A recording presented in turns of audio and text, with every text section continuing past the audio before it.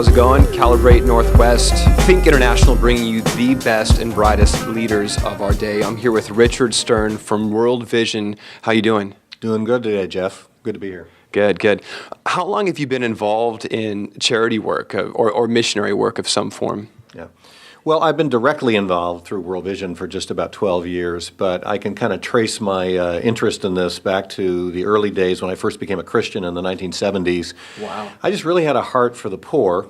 The Lord gave me that heart, and I had a heart for missions. Went to a great missions church in Boston for 10 years and really got a vision for the world through that church. So you've been with World Vision now for 12 years? Yeah, I had a 23-year corporate career, and then 12 years ago, God led me to World Vision through a whole series of circumstances that were pretty dramatic, but yeah. Wow. Have you always been in charge, being the president of it, or?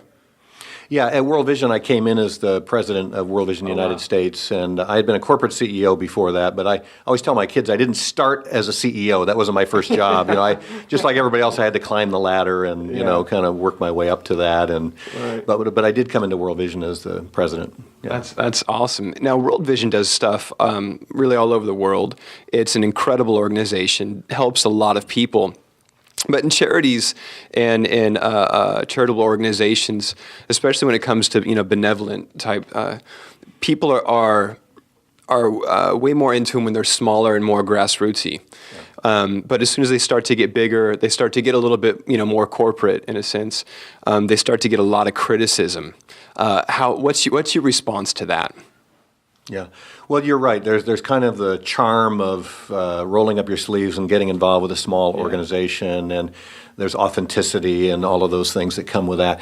And there's nothing wrong with small ministries. I mean, there are 1.3 million nonprofit groups in the United States, and most of them are very small, and they make a huge difference. But if you're going to engage, let's say, in global poverty, a huge social problem globally, there are 2.4 billion people that live on less than $2 a day. Wow. So if you want to stay small, you're not going to have much of an impact. And if you really want to do something on a big scale, you have to grow. And so I reject the notion that big organizations are things that are not worthy of our donations because they become too corporate.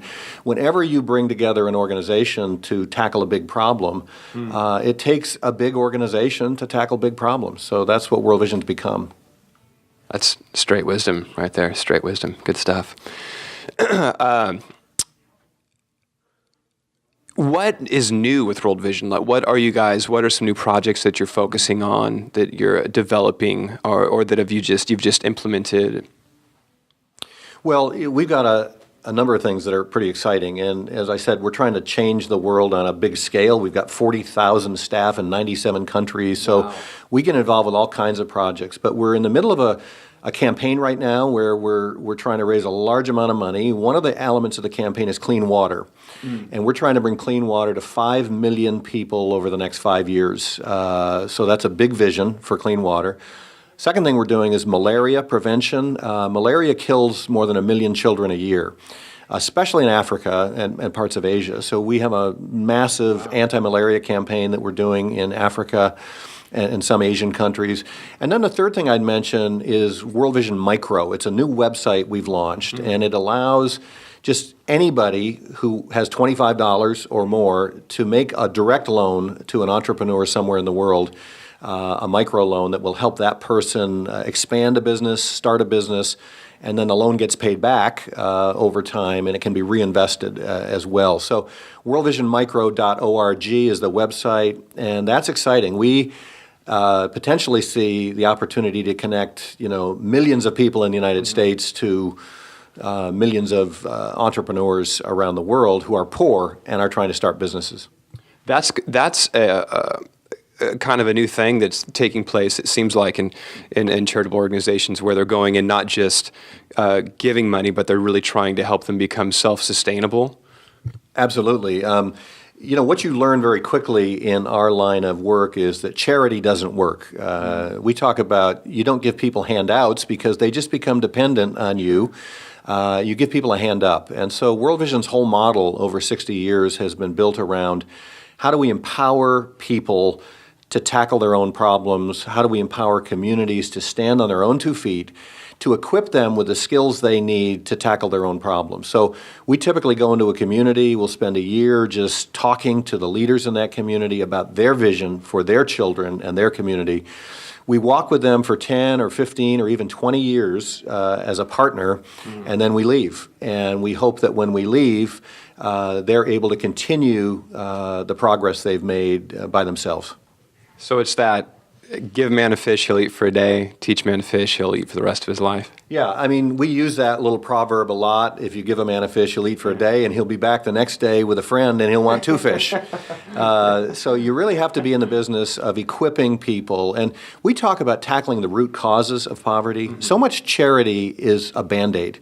It's putting a Band-Aid over a problem, and the Band-Aid doesn't cure the disease, it just covers it up. Right. So if you just feed someone that's hungry, it's a Band-Aid. Why are they hungry? And how can we get them to a place where they will no longer be hungry because they have access to food? Why are they dying of waterborne diseases, and why do they have a bad water source? And if we can help them improve their water source, their children don't have to die of that ever again. So those are the kinds of sustainable, we call it sustainable solutions that we try to bring. Overseeing so many employees, so many different micro loans, or it's the water or whatever, it's a pretty big organization. How do you stay somewhat small? In your thinking, how do you stay connected to the people that you're helping? Yeah. Well, I say a couple of things. You asked earlier about, you're a big bad organization, all over the world, and do you lose the sense of being small or the advantages of being small? Sometimes I tell people World Vision is really 1,600 small organizations. We have what we call area development projects all over the world. We have 1,600 of them all over Africa, Asia, Latin America, Middle East, Eastern Europe. Those projects are kind of manageable size. They have a typical annual budget of a few $100,000. They have a few staff. And World Vision is very small at the local level and very engaged at the grassroots in those 1,600 communities. And that's really the basis for our whole global organization, small.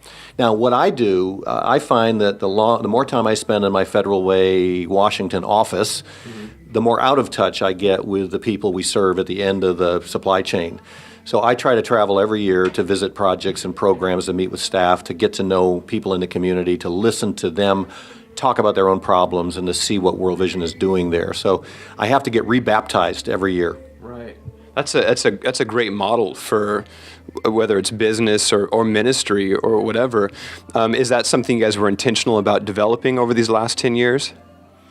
Well, I think the model of area development projects very much was intentional. It was an attempt to really be global and local at the same time, and to be really rooted in communities at the grassroots level, and not to be some big, nameless, faceless organization that is 10,000 miles away, just shipping in resources through a pipeline.